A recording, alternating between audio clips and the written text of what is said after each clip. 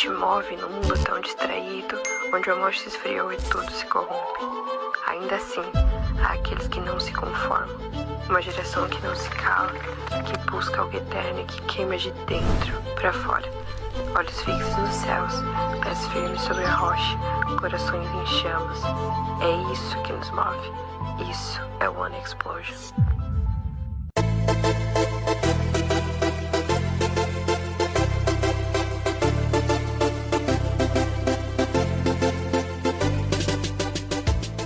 Graça e paz, igreja. Tudo bem? Vocês estão tão quietinhos. Amém. Bom dia a todos. Eu quero começar hoje falando... Primeira coisa que eu quero falar hoje, eu já falei outras vezes, mas eu quero reforçar que a gente não pode ouvir a palavra e falar assim, essa palavra aqui, puxa vida, se o meu irmão fulano tivesse aqui, ele ia pegar para ele. Aí você pega a pá e leva a palavra para ele, ó. Ou então, ó, nossa, essa palavra aqui é pro Daiker, ó. Pega a pá e joga pro Daiker. Não é assim. A palavra, a gente não tem que usar a pá, a gente tem que usar a enxada e trazer para nós. Não importa o que o irmão, se o irmão tá fazendo isso, se o irmão tá fazendo aquilo, a palavra, ela é pessoal. E a palavra que a gente compartilha não é pro irmão do lado, não. Nem pro irmão que ficou em casa. A palavra é para puxar e é para ser para nós. Amém, meus irmãos? Então puxa a palavra para você hoje, tá bom? Não puxa pro irmão do lado e nem joga para ele e fala, ó, comigo não morreu, não é uma batata quente. Ela vai ficar com você sim, em nome de Jesus. Amém? Então tá bom. Então hoje, eu andei pensando, né, sobre o que eu poderia falar hoje. E aí eu gostaria muito de falar sobre a cultura do reino. Porque no reino dos céus existe uma cultura, né? A gente está inserido num país que tem uma cultura que é totalmente diferente da cultura lá do Brasil. Mas na verdade a cultura que a gente precisa é a cultura do céu. É a cultura do reino. E eu queria muito falar sobre isso, mas eu vou falar sobre isso em algum outro momento. Porque enquanto eu estava orando e pedindo para o Senhor me dar sabedoria para falar sobre a cultura do reino, o Senhor me mostrou que a gente vive hoje uma outra cultura, que é a cultura da exposição. Mas a exposição em alto grau, em último grau. E é sobre essa cultura que eu queria falar hoje. Sobre a cultura da exposição. Porque hoje em dia, claro, por conta da internet, se expor virou muito normal, né? Só que as pessoas, elas não têm o limite. Então elas passam um pouquinho da conta. E é isso que eu queria falar com você. Qual que é o limite? O que a gente deve fazer? Sabe? Por que existe essa cultura tão grande de exposição no nosso meio? E então esse é um assunto muito atual. Porque a gente está vivendo numa geração que tudo precisa ser exposto. Tudo, né? Então a gente expõe sentimentos, a gente expõe relacionamentos, a gente expõe conflitos, a gente expõe as nossas opiniões, aí vira briga. A gente expõe nossas fraquezas, a gente expõe o erro do irmão. A gente expõe o pecado do irmão. A gente expõe a fraqueza do irmão. Quando o irmão cai, a gente, nossa, adora. As pessoas adoram quando tem coisa para falar. Ah, eu tenho uma coisa para falar do meu irmão. Você nem sabe o que aconteceu. Essa cultura que a gente está inserido hoje em dia. É a cultura da exposição. Então eu quero começar hoje falando sobre um Provérbios. Coloca Provérbios para mim, por favor, Isa. Provérbios 11, olha o que o verso 13 fala para nós. O fofoqueiro espalha segredos, mas a pessoa confiável sabe guardar confidências. Será que nós temos sido confiáveis ou não? Tem uma outra versão que eu peguei aqui que é assim, ó, o mexeriqueiro revela o segredo, mas o fiel de espírito o encobre. Então quer dizer que se a gente é confiável, a palavra chama a gente de fiel de espírito. Será que nós temos sido fiéis de espírito ou a gente tem sido mexeriqueiro, né? Com tudo na nossa vida, sendo sincero. Porque hoje em dia tá normal as pessoas filmar antes de ajudar. Tá uma coisa muito doida, tá normal as pessoas comentarem antes de orar. Ah não, eu só tô comentando. Mas você já orou, irmão? Né? E tá normal essa cultura de exposição. A pessoa julga antes de espalhar. Ou as pessoas julgam antes mesmo de ouvir, espalha antes mesmo de saber se é verdade. Tá assim o mundo hoje. Então é um alerta da cultura que a gente tem que ter. A cultura da exposição, ela nunca foi uma cultura do reino, sabe? Então virou entretenimento na internet hoje. Você vê pessoa, influencer, brigando com outro influencer, né? E é super normal. E da plateia, a galera pega a pipoca pra ver. Eles querem mais é que o circo pegue fogo mesmo, né? Só que não é essa cultura. A cultura que o Pai nos ensina. E para ilustrar isso, eu quero trazer a vida de um personagem muito conhecido por todos nós. Se eu perguntar para as crianças quem é Noé, elas vão saber quem é Noé, né? Todo mundo sabe quem é Noé, certo? É aquele que construiu a arca, não é? Só que Noé, ele não só apenas construiu a arca. Noé era um homem muito maravilhoso para a época dele. Só que todo mundo sabe da história da arca de Noé. Mas a Bíblia narra um momento em que Noé teve um deslize. E eu quero falar sobre esse momento com vocês. Está lá em Gênesis 9. Logo depois que teve a arca e que as águas baixaram e ele chegou em terra firme, ele fez uma tenda e ele estava muito feliz. E aí começa a história aqui. Eu vou ler alguns versículos com você. Está lá em Gênesis 9. Depois do dilúvio, Noé começou a cultivar o solo e plantou uma videira. Certo dia, bebeu do vinho que ele próprio havia produzido, ficou embriagado e foi deitar-se nu em sua tenda. Cã, pai de Canaã, viu que seu pai estava nu e saiu para contar aos irmãos.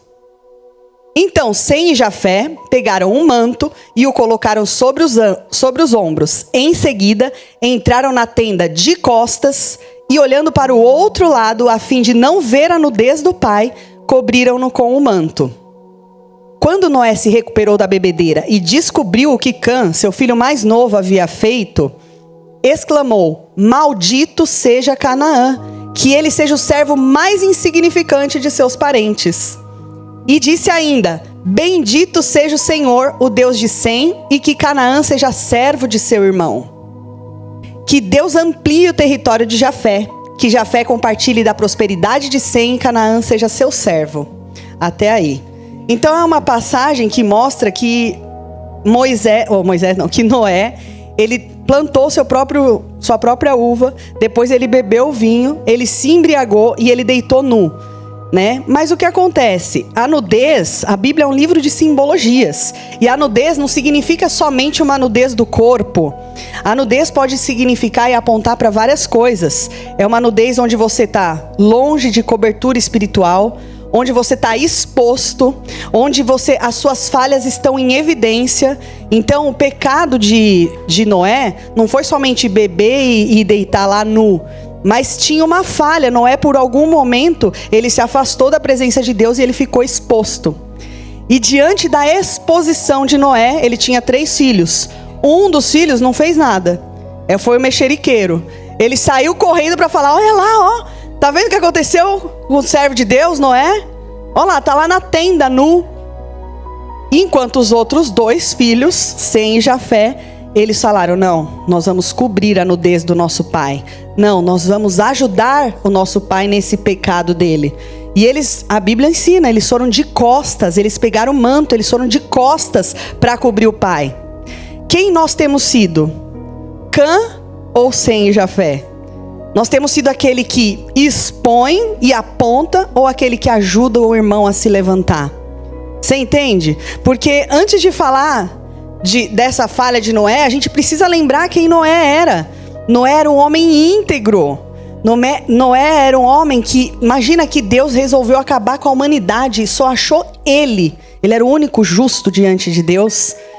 E às vezes uma falha, agora no nosso meio, na cultura da exposição que vivemos, uma falha de um homem de Deus apaga toda a história de fidelidade que ele teve. Com Noé não foi assim, mas atualmente é assim. A pessoa de Deus, um servo de Deus, ela é fiel. Um deslize, ela é exposta, apagou toda a história de bênção que ela tinha. A gente não tem misericórdia. O ser humano hoje perdeu a misericórdia, perdeu o temor.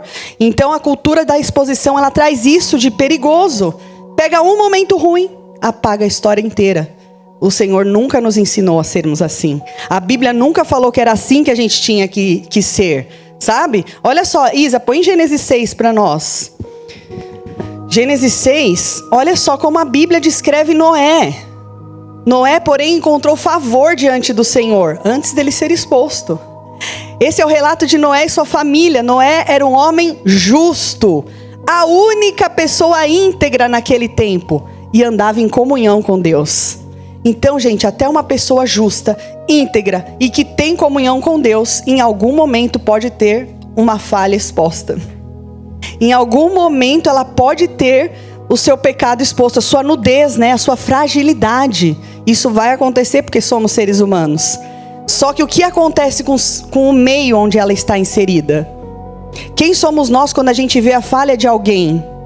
A gente é aquele que aponta ou a gente é aquele que ajuda? Eu vou bater nessa tecla hoje, porque a gente tem consequência pelas coisas que a gente faz. Noé era um homem íntegro. Naquele tempo, quando ele começou a construir a arca, não tinha uma nuvem no céu. Ele ficou anos construindo a arca, enquanto o povo falava que ele era doido. E ele resolveu ouvir a Deus. E a Bíblia fala várias vezes que ele creu em tudo que o Senhor falava. E que ele fez tudo o que o Senhor mandou. Ele era um homem de Deus. Alguém tem dúvida disso? Ele era um homem de Deus. Mas até o homem de Deus também tem falhas. E precisam de ajuda. Até nós dentro da igreja. Não pense que nós na igreja não vamos falhar. Um irmão vai falhar com o outro, é normal. Mas na nossa falha, a gente precisa encontrar ajuda. A gente precisa encontrar Sam e Jafé, e não Cã, no nosso caminho. Então fala pro seu irmão do lado aí, não seja como Cã. Não seja como Cã, gente, em nome de Jesus. Você imagina que Noé era tão bênção, ele era tão bênção, que Deus fez uma aliança com ele, que até hoje a gente olha para o céu e vê o arco-íris, isso é a aliança que Deus fez com Noé. Então ele era bênção. Então não tinha que ninguém expor a falha dele, tinha que ajudar, entende? E lá em Hebreus 11:7, olha só, milhares não, mas centenas de anos depois, Noé está lá na galeria dos homens da fé, dos heróis da fé, olha só. Pela fé, Noé construiu uma grande embarcação para salvar sua família do dilúvio. Ele obedeceu a Deus, que o advertiu a respeito de coisas que nunca haviam acontecido. Pela fé, condenou o resto do mundo e recebeu a justiça, que vem por meio da fé. Noé era muito bênção. E a Bíblia fala que as gerações depois do dilúvio vieram através de Noé. Nós somos a geração de Noé. Olha só. E então a gente precisa aprender com essa história, certo? Então, olha só. Deixa eu voltar para minha cola aqui que eu me perdi. Um erro, meus irmãos, não apaga um chamado. E uma queda não cancela uma história com Deus. Amém? Vamos guardar isso. Um erro não apaga um chamado. E uma falha não cancela uma história com Deus. Olha só, a cultura da exposição, ela revela a nossa maturidade espiritual. E o que eu quero falar aqui não é mais sobre Noé agora. O foco não vai ser mais ele. Mas sim o meio em que ele estava. Mas sim a atitude dos filhos dele. É sobre isso que eu quero refletir um pouco agora. Então, olha só. Cã viu o pai nu? Cã viu o pecado do pai exposto? Cã viu uma fragilidade de seu pai Noé? E ele não cobriu, e não restaurou, não ajudou. Sabe o que ele fez? Ele divulgou. Imagina se o Cã tivesse um Instagram naquela época, gente. Imagina. O que ia rolar naquele close friends dele, né? Era uma selfie, né, Dudu? Então, é isso que acontece com a gente. A gente faz as coisas no impulso e aí a gente acaba perdendo a mão, entendeu? E a gente precisa cuidar para isso não acontecer. O problema não é o que a gente vê, mas o que a gente faz com o que a gente vê, né? Ah, eu vi uma falha do meu irmão. Ah, deixa eu correr ali para contar pro fulano. Você viu a irmã Nete? O que a gente faz com as coisas que a gente vê? É isso que a gente precisa ter responsabilidade de pensar, entende? Hoje acontece muito isso. Antes de aparecer alguém para ajudar, sempre aparece alguém para falar. É tão fácil julgar, né, irmão? É tão fácil. Eu vou até falar uma coisa para vocês. Se alguém chegar para você e falar assim, olha, Vou te contar uma coisa, Paulo, mas fique em off, tá? Segredo. Já tá errado. Se é segredo, não precisa nem falar. Se é segredo, então guarda pra você, meu irmão. É segredo, né? Então, se começa assim, já tem alguma coisa errada. A gente já falou algumas vezes aí sobre a prática das três peneiras, que é assim, o que você vai falar pro seu irmão edifica ele? O que você vai falar pro seu irmão é verdade? O que você vai falar pro seu irmão, você gostaria que falassem sobre você? Passou por esses 3 filtros, aí você pode falar. Se não passou, guarda a tua língua, melhor. Não vamos viver na cultura do mundo, vamos viver a cultura do reino. Não vamos viver a cultura da exposição. Amém, meus amados? Tem outro provérbio bonito, Provérbios 17:9, essa passagem, que fala: quem perdoa a ofensa mostra o amor, mas quem insiste nela separa amigos.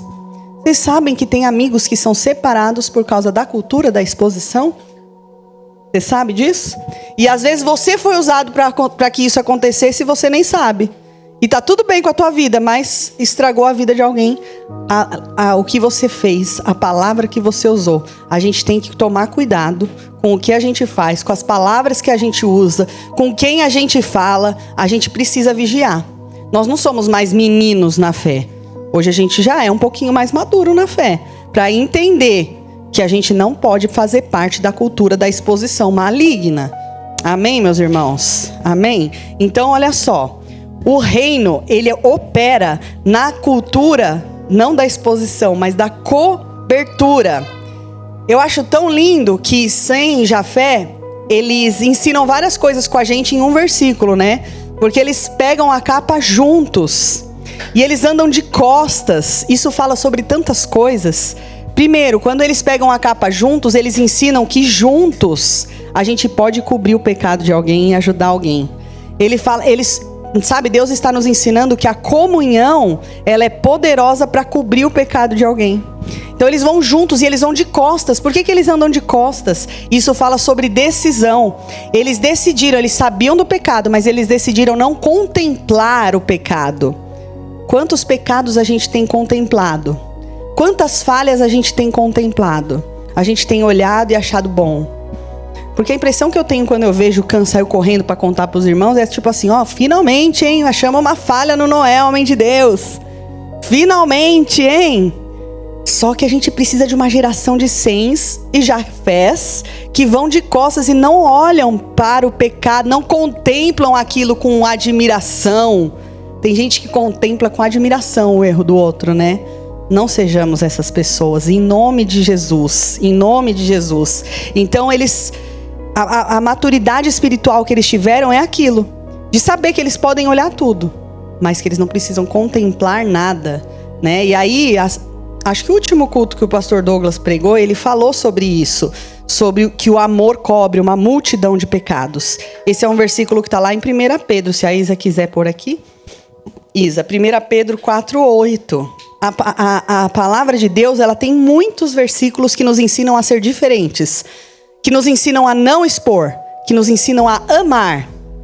Acima de tudo, amem uns aos outros sinceramente, pois o amor cobre muitos pecados.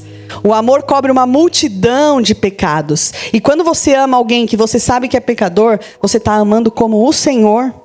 Porque a palavra diz que amar quem ama a gente é fácil. Difícil é você amar quem não te ama. Difícil é você orar por quem te persegue. Difícil é você ver o erro de alguém e você não aplaudir, não expor. Você cobrir. E Deus está chamando uma geração que cobre erros e que ajuda pessoas a se levantarem. Uma geração que ama sinceramente. A gente tem perdido esse entendimento de que a gente precisa amar sinceramente. Nós precisamos amar com sinceridade, irmãos. Cobrir não é esconder pecado, tá? Uma coisa que é importante, não é esconder pecado, mas é você estar ao lado, proteger a pessoa enquanto o Senhor trata o coração dela. Você pode ser usado para aconselhar, você pode ser usado para levantar. Não é que você pecou, tá tudo bem, irmão, continua pecando. Não é isso. Você sabe que existe o pecado, mas você está protegendo a pessoa e orando por ela e amando sinceramente até que o Senhor trate o coração dela. Porque não é a gente que vai mudar ninguém. Não é a gente que vai transformar ninguém. É o Senhor, certo? Mas para que isso aconteça, nós podemos ser usados. Para, ao invés de expor, auxiliar. Então não pensem que cobrir é esquecer. É inventar que o pecado não existiu. O pecado existiu. Só que você é uma ferramenta do Senhor para que a pessoa que pecou seja curada, tratada pelo Senhor. Amém, meus amados? Então tá bom. De novo eu digo, não estamos falando aqui sobre a vida de Noé, mas sobre o irmão quando ele tem sua vulnerabilidade exposta. Sobre a reação dos filhos dele. E aí, se a gente estudando, né? Se a gente estuda a palavra, até teologia, se a gente estuda, a gente vê que são dois espíritos que são falados nessa passagem. O espírito de Cã e o espírito dos outros dois filhos. Então eu quero repreender o espírito de Cã do nosso meio, tá? Que é aquele ser humano, se você não entendeu, que vê falhas e espalha, que encontra fraqueza e comenta. Tem gente que fala, eu não tô fofocando, eu tô só comentando. Irmãos, é a mesma coisa, tá? Só para te informar. Se você tinha alguma dúvida, já tô te tirando a dúvida agora. Então, que transforma a dor em assunto. Então, tem gente que gosta de fazer assunto com coisa que não lhe diz respeito. Que usa a vulnerabilidade de um para se sentir superior. O espírito de Cã, ele não sabe restaurar. Ele só sabe divulgar. Tem gente que é assim, não suporta ver alguém sendo honrado. Você conhece alguém assim? Não suporta ver alguém sendo usado por Deus. Não suporta ver outra pessoa sendo exaltada. Tem gente que é assim. E quem carrega o espírito de Cã sente prazer na queda. Sente prazer. O que tinha que gerar lágrimas é prazeroso para o outro. Existem pessoas que carregam o espírito de Cã. Sabe onde aparece hoje em dia? É no print que é compartilhado. É o espírito de Cã aí, ó. Expondo alguém. É uma indireta que é postada. É uma conversa ó, em off, tá? Só que entre nós. Espírito de Cã. Exposição disfarçada de sinceridade. Olha, eu vou te falar com sinceridade. Aí você vai lá e abre uma... O irmão já tem uma ferida, você enfia uma faca na ferida dele. Não vai fechar a ferida, vai abrir mais. Então nem toda sinceridade em excesso é bom. Às vezes é o espírito de Cã mesmo na sua vida. Na crítica que você faz, mascarada de discernimento. Vamos tomar cuidado, gente. Nem tudo que é verdade tem que ser divulgado. É até verdade às vezes, mas você não precisa divulgar, entendeu? Nem tudo. A Bíblia diz que a morte e a vida estão no poder da língua. Que da nossa língua flua rios de águas vivas. Em nome de Jesus, amém? E aí, em contrapartida ao espírito de Cã, que é esse espírito que expõe mesmo, a gente tem o espírito dos outros filhos de Noé. O espírito de Sem e Jafé. Enquanto o Cã espalhava vergonha, eles cobriam.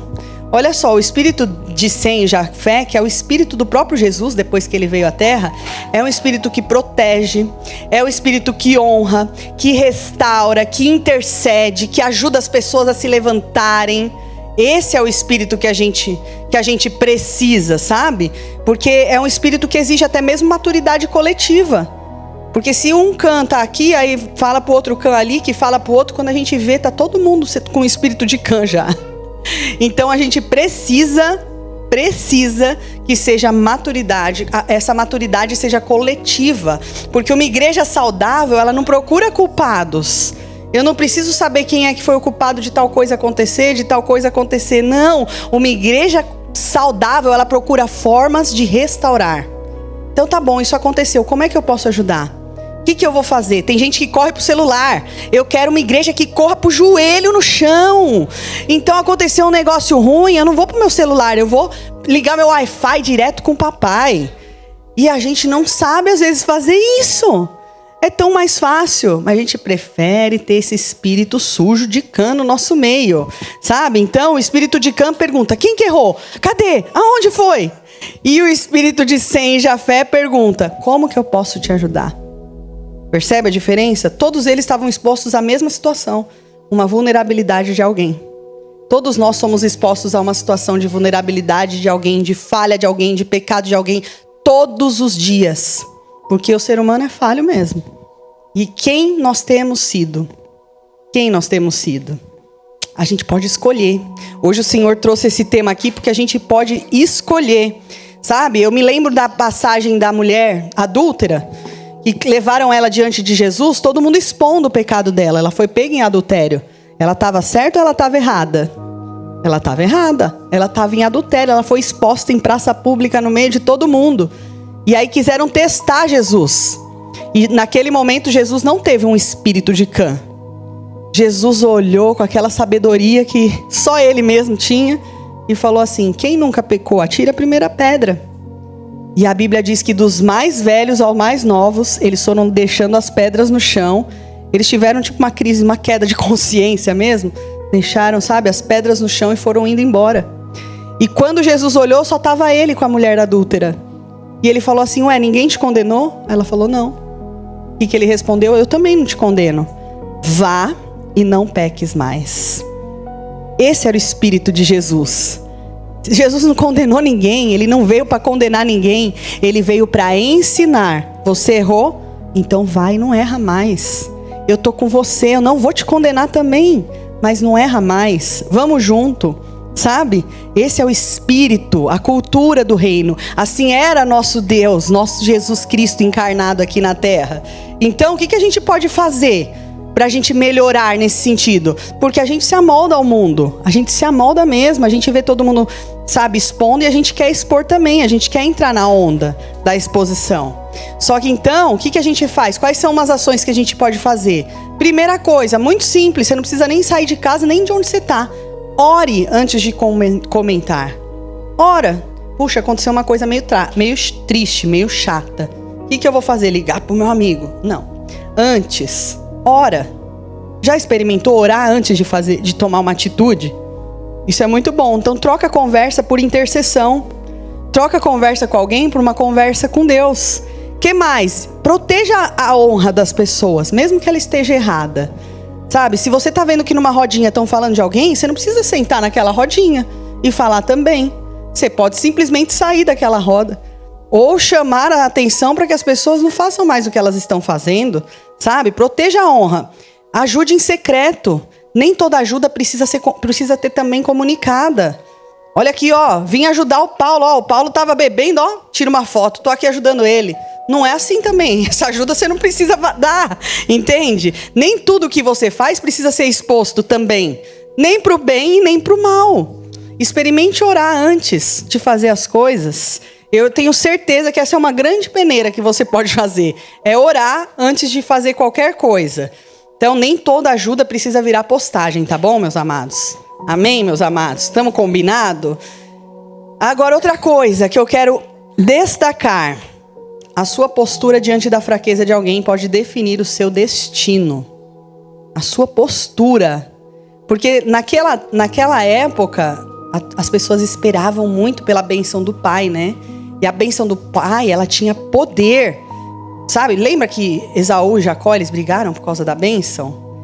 Então, e aí Noé deu aquela bênção para Cã, que ele seria servo, que ele seria insignificante, que ele seria... E assim foi. E em contrapartida, ele deu uma bênção muito boa, muito grande, muito generosa para os outros 2 filhos. Então, tudo aquilo que a gente faz, gera consequências também. Então, eu tô falando aqui não só pra gente não ter a cultura da exposição, mas também pra gente plantar coisas boas, porque é o que a gente vai colher lá na frente, certo? Se você puder, Isa, colocar Gálatas 6, olha só que Gálatas nos ensina. Irmãos, pensa que é o apóstolo Paulo falando pra gente aqui agora. Irmãos, se alguém for vencido por algum pecado, vocês que são guiados pelo Espírito devem com mansidão ajudá-lo a voltar ao caminho certo. E cada um cuide para não ser tentado. Gente, a palavra de Deus, ela tem, sabe, ela tem direcionamento para tudo. Então, se a gente que é guiado pelo Espírito vê que alguém caiu, Não está dizendo que é para a gente expor ninguém, não. Mas com mansidão ajudar a voltar para o caminho certo. Com mansidão, não é exortando, não é sendo duro, é com mansidão. E cada um cuide para não ser tentado. Ou seja, tá de pé, cuidado para que não caia. Cuida da sua própria vida, ajuda o irmão e cuida para você também no seu próximo a cair. Entende que a Bíblia nos ensina? Ela vai nos ensinando. Então, espiritualidade verdadeira não é você apontar, é você restaurar. E é mais difícil. Parece que é mais fácil, mas é mais difícil ajudar, né? É mais difícil ajudar. E talvez hoje Deus não esteja mostrando aqui pra gente a falha de alguém. Talvez não, mas Ele talvez esteja te trazendo à memória qual é a sua reação quando você vê falhas. E é isso que eu gostaria que você pensasse. Talvez ele esteja te trazendo à memória alguma conversa que você teve, algum comentário, algum julgamento, porque a gente julga mesmo, né? Infelizmente, a gente não foi chamado para juiz, mas a gente julga, a gente expõe.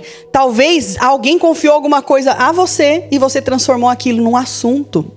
Então a gente precisa realmente tomar cuidado. Talvez alguém caiu na sua frente e ao invés de encontrar uma mão estendida, encontrou plateia. Que coisa triste, gente. Não sejamos plateia do pecado alheio. Amém? E aí eu trago essa passagem, tudo isso que a gente está falando para Jesus. Jesus é o nosso maior exemplo. A Bíblia diz que Ele é o varão perfeito e a gente precisa querer alcançar a estatura dele. É uma estatura alta, é tão difícil alcançar a estatura do Senhor, mas todos os dias a gente tem que pegar a nossa cruz, negar a gente mesmo e seguir, tentando alcançar a estatura do varão perfeito que é nosso Deus, nosso Jesus, sabe? Olha só, Jesus viu pecados todos os dias, vocês já pensaram nisso? Jesus viu e sabia que Pedro ia negar ele 3 vezes, Jesus sabia, Jesus viu Tomé duvidar, Tomé quis pôr a mão na marca que ele tinha para ver se era ele mesmo, na abertura que tinha na mão dele. Tomé só acreditou quando ele viu. Jesus estava vendo gente ingrata, gente incrédula, gente pecadora o tempo todo, né? Jesus viu a mulher adúltera e falou que não era para ninguém atirar uma pedra se não tivesse também pecado. Jesus viu Zaqueu subindo naquela figueira brava. Imagina tudo que Jesus não viu, gente. A gente também, né? Jesus viu a humanidade falhando o tempo todo. O tempo todo. Mas Ele operava na cultura da redenção. A humanidade viu a nudez de Jesus exposta na cruz. Todo mundo estava expondo Jesus na cruz. E sabe o que Ele estava fazendo naquele momento? Cobrindo. Senhor, perdoa, eles não sabem o que fazem.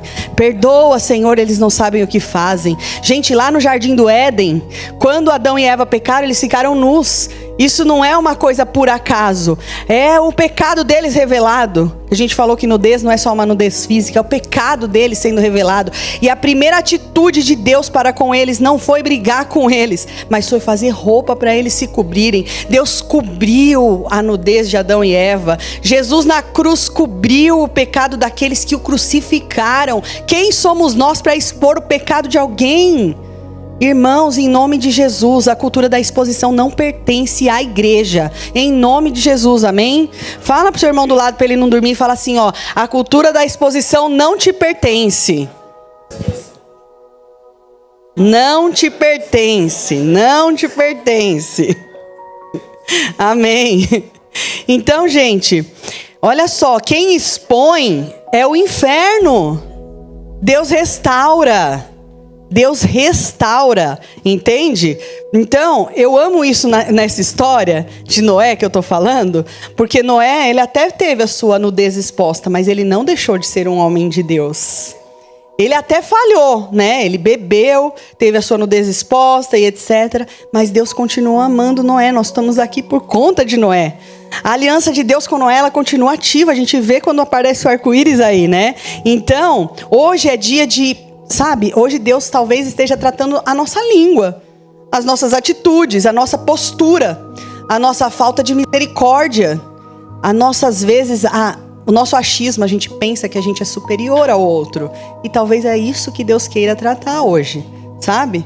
Deus quer tratar a nossa postura. Deus quer uma igreja que restaura. Deus quer uma igreja que levanta. Deus quer uma igreja que ama, que cobre pecados, que protege a honra do outro.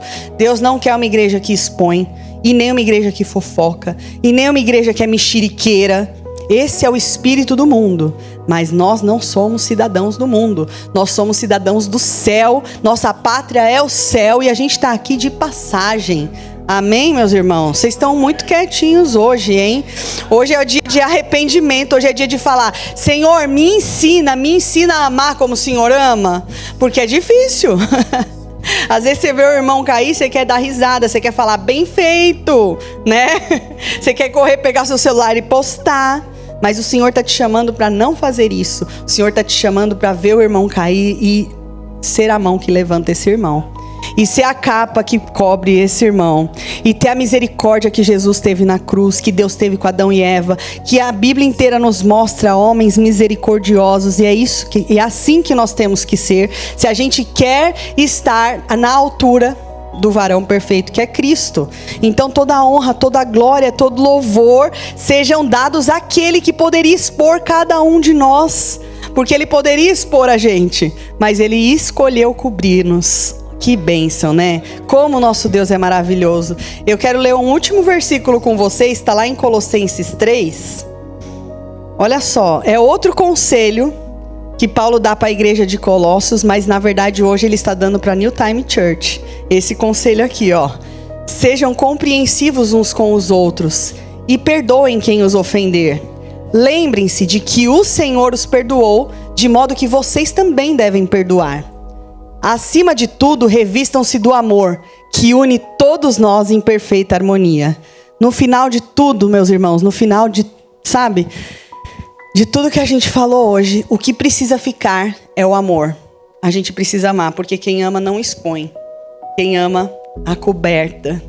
Quem ama não expõe, quem ama ajuda.